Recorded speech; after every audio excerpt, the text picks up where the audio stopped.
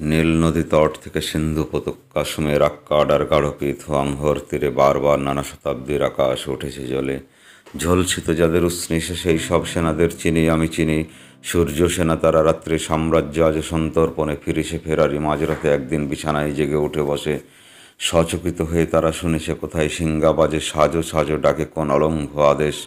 জনে জনে যুগে যুগে বার হয়ে এসেছে উঠানে আগামী দিনে সূর্য দেখেছে আঁধারে গুঁড়ো গুঁড়ো করে সারা আকাশে ছড়ানো।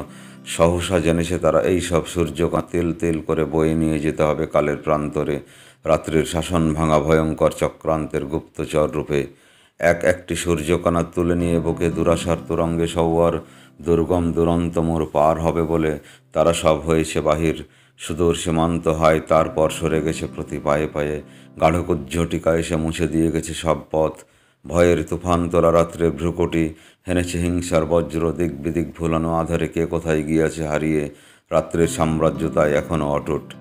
ছড়ানো সূর্যকণা জড়ো করে নিয়ে যারা জ্বালাবে নতুন দিন, তারা আজও পলাতক দল ছাড়া ঘরে ফেরে দেশে আর কালে।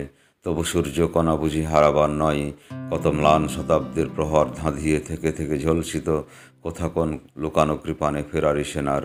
এখনও ফেরারি কেন, ফেরো সব পলাতক সেনা। সাত সাগরের পারে ফৌজদার হেঁকে যাই শোনো, আনো সব সূর্যকণা রাত্রি মোছা চক্রান্তের প্রকাশ্য প্রান্তরে। এবার অজ্ঞাতবাস শেষ হলো ফেরারি ফৌজের।